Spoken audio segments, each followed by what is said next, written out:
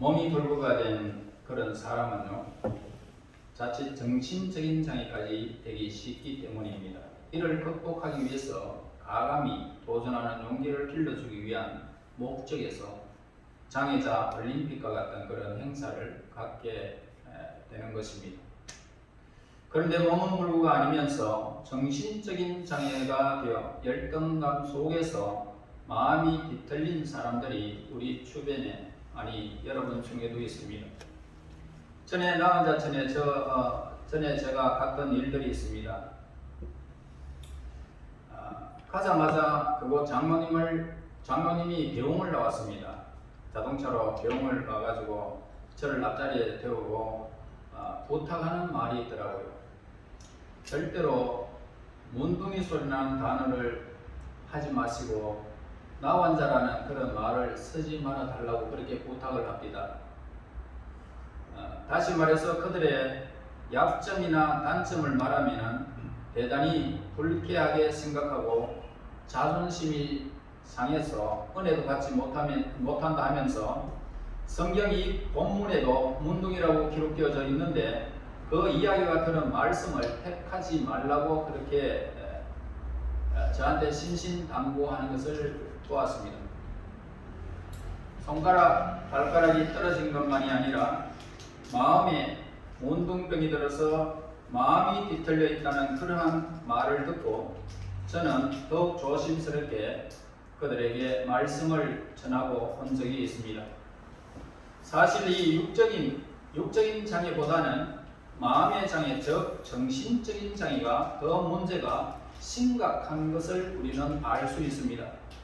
건강한 정신만 가지고 있다면 육체적 장애는 충분히 극복될 뿐만 아니라 오히려 그를 통해서 더욱 위대하고 가치 있는 그런 삶을 이루기도 하는 것입니다.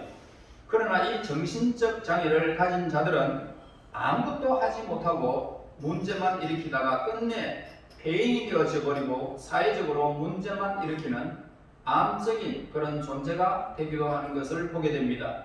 이에 오늘 우리는 이러한 심각한 그런 정신적 장애에 대해서 우리가 살펴보고자 그렇게 합니다. 자, 특히 우리가 열등감으로 대표되는 그런 정신적 장애가 가져올 수 있는 이 상반된 두 가지 결과에 대해서 말씀을 나눔으로써 우리가 정신적 장애를 어떻게 극복하고 그것을 어떻게 유익한 방향으로 이끌 것인가 라고 이 성경 말씀을 통해서 우리가 생각해 보고자 합니다. 첫째로 정신적 장애가 실패의 요인이 된다는 것을 우리는 알아야 됩니다. 정신적 장애의 대표적인 증상은 뭡니까? 열등감이라는 것입니다. 열등감은 병적인 상태를 말하고 있습니다. 열등감에 사로잡히면 어떻습니까? 만사에 자신이 없습니다. 그리고 소극적인 사람이 되어져서 무능해져 버리고 무력한 사람이 되고 마는 것입니다. 이런 사람은 실험하기도 전에 누울 자리부터 먼저 찾는 사람과 같은 것입니다. 따라서 매사에 자신이 없기 때문에 할 일을 못하다가 결국 인생의 패배자로 전락하는 모습을 보게 됩니다. 이 열등감을 극복하지 못하면 어떨까요?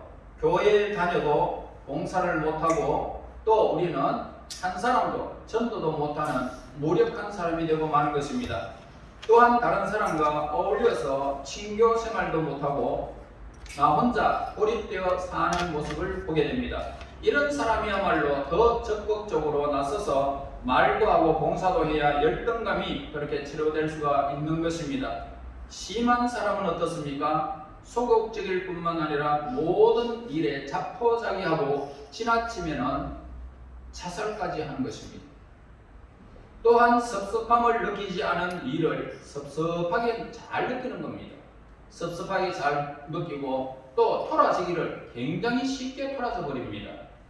어찌 하든지 정신적 장애를 대표적인 증상인 이 열등감을 극복하지 못하면 소극적인 사람이 되고 무능한 그런 사람이 되어서 인생을 망치는 것입니다. 이러한 열등감은 여러 가지 원인에서 생겨날 수가 있습니다. 예를 들면 부모가 자식을 키울 때에 어려서부터 너무 옥박질러서 키우고 못난이로 취급해 키우게 되면 그 아이는 자라서 사람을 대할 때마다 무슨 일을 직면할 때 자신감을 갖지 못합니다. 난 그저 그런 놈이다. 난 아무것도 못해. 그러면서 열등 인생으로 살아가게 되는 것입니다. 너무 칭찬만 듣고 제멋대로 하고 자라도 문제아가 되어지고 교만해져서 남에게 좋은 영향력을 주지 못하지만은 반대로 너무 윽박지르고 못난이 취급을 해도 인생의 낙오자가 되기가 쉽다라는 것입니다. 그러므로 자식을 우리가 키울 때에 자신감을 심어주는 일이 매우 중요한 것을 우리에게 가르쳐 줍니다. 또 어떤 여자는 얼굴이 못나서 열등감을 사로잡히는 수가 많이 있습니다. 또 어떤 사람은 지나치게 화장을 하거나 지나치게 옷치장을 하면서 자기를 감추는 모습도 보게 되어집니다. 또 어떤 사람은 아내가 자기보다 인물이나 학벌이 낮다는 열등감 때문에 아내를 더 학대하고 못 살게 보는 것도 볼 수가 있습니다. 또 어떤 청년은 대학에 못 갔다는 그런 열등감 때문에 교회도 못 나오고 혹은 삼류대학에 갔다고 고개도 못 들고 다니는 그런 사람들도 우리는 주변에서 볼 수 있습니다. 또 자기는 대학에 못 나왔다고 늘 그것이 열등감 되어져서 나는 대학도 변변치 못한 놈이다 라고 열등 인생으로 그렇게 자처하는 사람도 있더라는 것입니다. 그러나 사실 오등 인생이냐 열등 인생이냐 하는 것은 학벌이 좋고 나쁜 데 있는 것이 결코 아니더라는 것입니다. 여러분이 잘 아는 아브라함 링컨 같은 분은 어떻습니까? 대학에는커녕 초등학교도 몇 달밖에 못 다닌 그저 자기의 그 글씨만 알 수밖에 없는 그런 사람이었습니다. 그런데 미국에서 제일 훌륭한 그런 대통령으로 지금도 오늘 우리 입에 오르고 내리는 모습을 보게 됩니다. 인도의 라빈 그라드 타골 같은 사람은 대학은 못 나온 사람이지만 세계적으로 유명한 시인이 되어졌습니다. 어떤 분은 몸에 병이 있거나 불구가 되어서 열등감에 사로잡혀서 인생의 패배자가 되기도 하는 것을 보게 됩니다. 그러나 헬렌 켈러 같은 이런 여자는 보지도 못하고 듣지도 못하고 말도 못하는 그런 삼중고의 사람이었지만 세계적으로 유명한 박사님이 되었다는 것입니다. 여러분, 악성 베토벤은 어떻습니까? 청각장애이자 저 기머거리였고 루즈벨트 대통령은 소아마비로 다리를 절뚝절뚝 저는 그런 사람이었습니다. 언젠가 장애자 올림픽에서 화제를 모았던 15살 난 켄이라고 하는 이 소년은 허리 아래가 전혀 없는 그런 불구자였습니다. 엉덩이도 없고 물론 대소변 보는 것도 없는 사람입니다. 다른 기구로 뽑아내는 그런 사람이었습니다. 그런데 이 케니는 말하기를 장애는 슬픈 일이 아니라 단지 조금 불편할 뿐이다. 나는 무엇이든지 잘 먹고 즐겁게 생활하고 있다 라고 그렇게 자신감을 나타내는 모습을 보아왔습니다. 어떤 이는 좋은 옷을 못 입었다고 부끄러워서 교회도 못 나오는 이가 있지만은 그러나 세례 요한은 약대 털 옷을 입고 다녔고 그는 외칠 때마다 사람들에게 이렇게 외쳤습니다. 회개하라 회개하라 천국이 가까웠느니라. 그러면서 그는 이렇게 사람들에게 외치는 자가 되었던 것을 보게 됩니다. 4세기경의 성 안토니오스는 그런 사람은 큰 부잣집의 아들이었습니다. 그런데 하루는 이 부자 청년이 예수님께 왔다가 재산 문제로 고민하면서 되돌아간 말씀을 읽다가 감명을 받게 됩니다. 그래서 재산을 다 팔게 됩니다. 가난한 자들에게 주고 평생 가죽옷 한 벌만 입고 이렇게 수도 생활을 했는데 시내에 놓으면 짐승으로 착각할 정도였지만은 그가 한번 외칠 때마다 사람들은 무릎을 꿇지 않을 수가 없었고 회개치 않을 수가 없었다라고 합니다. 그러므로 옷을 얼마나 잘 입었느냐가 큰 문제가 아니라 얼마나 하나님 앞에서 바르게 서느냐가 더 중요하다, 이 말씀입니다. 그래서 어떤 이는 사업에 실패를 합니다. 그 다음부터는 열등감에 사로잡혀서 이렇게 그 실패 없이 성공한 사람은 없는데, 그는 거기에서 그냥 주저앉아 버리는 사람들이 우리 주변에는 많이 있습니다. 그러나 그런 실패가 있어야 또 성공도 우리에게 준다라는 것을 보게 됩니다. 실패가 나쁜 것이 결코 아닙니다. 실패 후에 절망하는 것이 가장 나쁘다는 것입니다. 우리 인생은 즐거운 일도 당하고 그리고 비참한 일도 당할 수 있습니다. 그러나 사람들이 그 비참함에 머물러 있어서 안 된다는 것입니다. 우리는 행복한 삶이 우리에게 있다라는 사실을 우리는 늘 기억해야 됩니다. 그리고 인생을 살다 보면 실패도 있잖아요. 실수도 있잖아요. 여기서 주저앉지 말아야 됩니다. 용기를 가지시고 일어나야 성공자, 하나님이 기뻐하는 자가 될 수 있는 것입니다. 어떤 이는 과거의 지은 죄 때문에 평생 죄의식에 사로잡혀서 나는 죄인입니다, 나는 벌받을 놈입니다 라고 자학하는 그런 사람들도 있습니다. 이것도 나쁜 것입니다. 우리 예수님께서 얘기하면 씻지 못할 죄가 없다라는 것입니다. 죄를 지은 것은 나쁘지만은 회개한 다음에는 뒤를 돌아보지 말라고, 믿음으로 살라고, 의롭게 되어졌다고 우리는 성경에서 분명히 우리에게 가르쳐 주고 있기 때문입니다. 이사야서 43장 18절에서는 우리에게 이렇게 말씀합니다. 너희는 이전 일을 기억하지 말며 옛적 일을 생각하지 말라. 내가 새 일을 행하리라 라고 우리에게 말씀하고 있습니다. 그러므로 열등감으로 대표되는 정신적 그런 장애를 결국 실패와 절망감을 가져오지만은 그것을 딛고 일어서게 되면 오히려 더 큰 성공의 길, 우리에게 환한 기쁨의 길, 행복의 길이 우리에게 열려진다, 이 말씀입니다. 그 다음에 우리가 두 번째로 알 것은 정신적 장애가 축복의 요인이 된다는 것을 우리는 알아야 됩니다. 누구나 어떤 부분에 대해서 조금씩이라도 열등감을 갖지 않는 사람은 이 세상에는 단 한 사람도 없습니다. 그러나 이 열등감의 요소를 믿음으로 이용하면 도리어 어떤 것보다 더 큰 하나님의 복을 받게 되는 것입니다. 여러분이 아시다시피 사도 바울은 어떤 사람입니까? 몸에 찌르는 가시가 항상 그를 괴롭혔던 것입니다. 저는 알 수가 없지만 분명히 그에게는 어떤 두통이 있는지 아니면 몸에 신경세포가 어떻게 됐는지 저는 알 수가 없지만 찌르는 가시라 그러니까 얼마나 고통스러웠는지를 우리에게 가르쳐 주는 그런 대목입니다. 그러나 그 열등감 요소를 믿음으로 이용해서 하나님의 복을 받은 사람이 바울이었습니다. 그는 늘 이 질병의 가시 때문에 고통을 겪으면서 열등감을 가졌지만은 그는 이것 때문에 더 하나님께 기도하게 되어졌고 하나님을 의지하였고 하나님의 능력과 은혜 아래서 살게 되었던 것입니다. 그가 예수님께 그 가시를 제거해 달라고 하나님 앞에 이렇게 기도를 했습니다. 그때에 하나님께서 우리에게 사도 바울에게 말씀하신 것이 이 말씀입니다. 내 은혜가 네게 족하도다. 이는 내 능력이 약한 데서 온전해짐이라 라고 응답을 받고는 그 후부터는 자기의 약점과 능력과 은빛과 고난을 오히려 자랑하며 다녔던 것을 보게 되어집니다.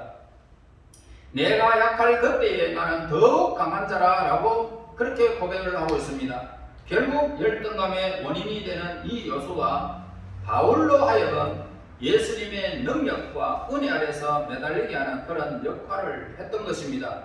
그는 그런 이름으로 도리어 크게 기뻐함으로 나의 여러 약한 것들에 대하여 자랑하리니 이는 그리스도의 능력으로 내게 머물게 하려 함이라 라고 했습니다. 여러분, 바울에게 열등감의 요소가 축복이 되었다는 사실을 우리에게 가르쳐 주고 있습니다. 위대한 지도자 모세를 보세요. 본래는 말도 변변치 못하는 사람으로서 열등감이 있었던 사람이었습니다. 그래서 하나님께서 부르실 때에 자기는 이스라엘 백성들을 인도할 수 없는 무능한 입술을 가졌고 말도 능하지 못하고 그렇게 나는 할 수 없다라고 변명하는 모습을 하나님 앞에 고백하는 모습을 모세를 보게 됩니다. 출애굽기 4장 10절에서 모세가 여호와께 고하되 주여 나는 본래 말에 능치 못한 자라 주께서 주의 종에게 명하신 후에도 그러하니 나는 입이 뻣뻣하고 혀가 둔한 자입니다 라고 고백을 하는 모습을 보게 됩니다. 그래서 하나님께서는 내가 네 입의 입과 함께 하리라 라고 그렇게 하셨는데도 모세는 이렇게 말합니다. 주여 보낼 만한 자를 보내소서 라고 핑계댄 것을 보면은 모세는 내성적인 사람이었고 열등감에 사로잡힌 사람이었습니다. 결국 믿음으로 그는 하나님 앞에 이 기적을 체험하고는 그는 믿음으로 극복하고 열등감을 축복으로 바꾼 사람이 된 것을 우리는 성경에서 보게 되어집니다.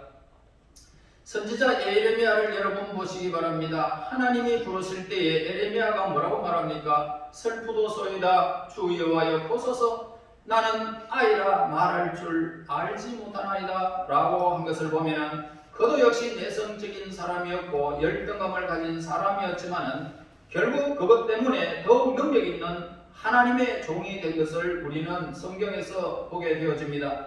결국 그것 때문에 하나님께서 그를 사용하셨고 하나님이 능력을 주실 때에 담대하게 시드기야 왕에게 그렇게 복음을 전하는 모습을 보게 되어집니다. 자신을 너무 믿고 자기 확신에 찬 사람은 하나님을 간절히 믿고 의지하려 들지 아니하고 또 간절한 기도도 하지 않게 되는 것을 보게 됩니다. 여러분 우리는 연약합니다. 입이 뻣뻣합니다. 하나님 앞에 참으로 내놓을 것이 없는 자는 하나님께서 그를 강하게 하시고 능한 자로 하나님이 높이시는 것을 보게 되어집니다. 그러므로 그레이머라는 이 사람이 마태복음 5장 3절에서 심령이 가난한 복이 있나니라는 이 말씀에 대해서 말씀하시면서 예수님의 관심을 끄는 비결을 이렇게 말했습니다.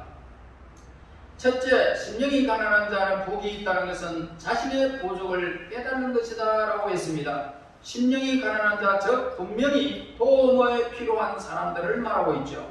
피가 죽어 있는 사람들, 급에 질린 사람들, 자신의 부족을 인식하고 있는 사람들을 의미하고 있는데 이런 사람들을 축하할 사람들이라고 그렇게 오늘 말씀하고 있습니다. 왜냐하면 이런 사람들은 하나님께 가까이 접근할 수 있는 사람이고 천국에 들어갈 후보이기 때문이다 라고 했습니다. 그 다음에 두 번째로는 죄를 절감하는 사람이 심령에 가난한 자다 라고 했습니다. 왜냐하면 예수님께서 내가 의인을 부르러 온 것이 아니고 죄인을 부르러 왔노라 하셨기 때문에 죄를 절감하는 자만이 예수님을 만나고 구원받을 때가 누구보다 가까운 사람이기 때문에 축하해야 할 사람인 걸 우리에게 가르쳐주고 있습니다. 그리고 세 번째로는 절망을 느끼는 자는 예수님의 관심을 끄는 사람이기 때문에 축하할 사람이다 라고 했습니다. 여러분들이 아시다시피 38년 된 중풍병자가 있습니다. 누구에게도 기대를 걸 수 없는 가장 절망적인 처한 사람이 예수님의 관심을 끌었고 큰 은혜를 받았던 것과 마찬가지로 오늘 학교에서 문제가 두드러진 그런 아이가 선생님의 관심을 끄는 것과 같은 것입니다. 그레이머 씨는 또 애통하는 자는 복이 있나니 라고 말씀하시면서 심한 슬픔을 경험하고 버림받는 것 같이 느끼는 분들, 자존심을 상한 분들, 생활에서 별다른 소망을 찾을 수 없는 분들, 기쁨이 자신을 피해간다고 생각하는 분들은 축하받을 분이다 라고 했습니다. 왜냐하면 이 사람들이야말로 하나님의 위로를 받는 은혜를 받기에 합당한 분들이기 때문이다 라고 했습니다. 이런 여러가지 면에서 볼 때에 열등감을 느끼는 분들은 누구보다 하나님을 더 가까이 할 수 있고 하나님께 기도할 수 있는 분들이고 따라서 엄청난 은혜와 축복을 받을 수 있는 가능성이 있는 것입니다. 저는 사실 열등감이 많이 가진 사람이었습니다. 저는 정말 이 세상에서 못 배운 사람 중에 한 사람이었고 무능한 사람 중에 한 사람이었기 때문에 목회의 길을 간다고는 생각도 안 했습니다. 전혀 생각한 사람이 아닙니다. 하나님이 빛 가운데 저를 만나주지 않았다면 저는 이 시간에 여러분과 함께 이렇게 나눌 수가 없는 사람입니다. 얼마나 열등감에 많이 사로잡혔는지 모릅니다. 그저 돈 버는 데만 열중했던 사람입니다. 그것 때문에 더 하나님을 굳세게 의지하게 되어졌고 더 많이 하나님께 엎드리게 되어졌습니다. 그리고 더 남보다 하나님의 뜻에 맞는 사람이 되려고 예를 쓰면서 믿음의 길을 늘 걸어가며 하나님과 동행하기를 늘 아끼지 않았고 그분이 자하면 나도 자하고 그분이 구하면 나도 구하면서 하나님을 향하여 내 삶을 늘 드렸던 것을 보게 됩니다. 그것 때문에 결국 엄청난 하나님의 복을 오늘날까지 받게 되어졌습니다. 나는 누가 열등감에 자극시킬 때 그것을 전진의 추진력으로 삼으라고 보내주고 싶습니다. 하나님께 매달리는 그런 기회로 삼으라고 권고해 주고 싶습니다. 너무 자격이 없는 때는 있기를 바랄 때가 얼마나 있습니까? 여러분 오늘 이 본문의 말씀을 보시기 바랍니다. 영생을 얻고 천국에 들어갈 사람 중에는 육체적으로 볼 때는 지혜 있는 자나 운벌 좋은 자가 많지 아니하다라고 말하고 있습니다. 도리어 하나님께서 세상에 미련한 것들을 택하사 지혜 있는 자들을 부끄럽게 하려 하시고 세상에 약한 것들을 택하사 강한 것들을 부끄럽게 하려 하시며 하나님께서 세상에 천한 것들과 멸시받는 것들과 없는 것들을 택하사 있는 것들을 피하려 하시나니 이는 아무 육체라도 하나님 앞에서 자랑하지 못하게 하려 하심이라 라고 했습니다. 여러분 저는 소장사를 하면서 도살장으로 많이 소를 가져가서 소를 이렇게 죽는 모습을 많이 보았습니다. 거기에서 정말로 사나운 소를 얼마나 많이 봤는지 모릅니다. 그래서 막대기를 가지고 코를 이렇게 가로질러 가지고 고개를 못 숙이도록 해가지고 그렇게 도살장으로 끌려가는 그런 소들도 있었고 사람을 닦는 소들도 있었고 거기에서 막 온갖 어마어마한 힘이 굉장하잖아요. 그런데요 한 방이면 끝나더라고요. 딱 사람들이 와가지고 그냥 한 방 깡 때려보면 그 자리에서 확 주저앉아 버립니다. 아무리 힘이 세도 별 볼일 없습니다. 그것을 보면서 저는 많이 깨달았습니다. 인생이 아무리 내놓으라고 해도 죽음 앞에는 아무것도 가져갈 수 없고 힘을 과시할 수도 없고 그냥 흠하게 끝난다는 것을 우리에게 저는 늘 그걸 보면서 깨달았던 바가 있습니다.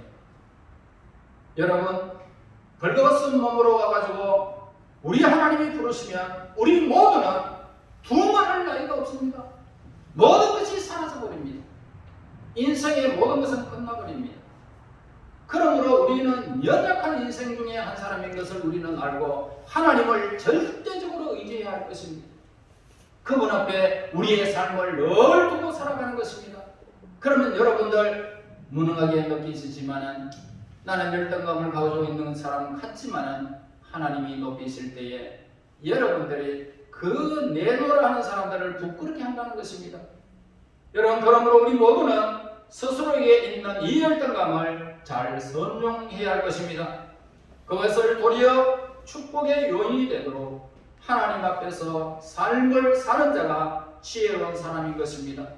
열등감에 빠져 헤어나지 못하는 정신적 장애들을 결국 실패하는 인생이 되고 말지만은 열등감을 극복하고 정신적 장애를 물리친 자들은 실로 커다란 축복과 성공을 이루게 된다는 사실을 항상 우리는 기억해야 할 것입니다. 하나님은 여러분들을 지명했습니다. 그리고 여러분들은 하나님의 것이라고 우리에게 말씀하고 있습니다. 그러므로 물이 너희들을 침범하지 못할 것이고 이 세상에 어떤 것도 너희를 해하지 못하도록 내가 너와 함께 하리라고 이사야 43장 1절과 2절과 3절에서 우리에게 계속 가르쳐주고 있습니다. 여러분 그 말씀을 읽어보세요. 여러분들이 얼마나 귀중한 존재인지 하나님이 씌우시는 자, 하나님이 함께하는 자, 지명하여 부르는 사람은 하나님의 것이기 때문에 하나님이 지키실 줄로 믿습니다. 여러분들의 삶 속에서 모든 장애를 극복해 나가시기를 바랍니다. 늘 하나님 앞에서 내 삶이 있다는 사실을 기억하시고 살게 되어진다면 강한 자들을 부끄럽게 하시고 있는 것들을 부끄럽게 하시고 하나님께서 여러분들을 높이시는 여러분들의 삶이 온전히 펼쳐지는 것을 여러분들이 경험하게 될 것입니다.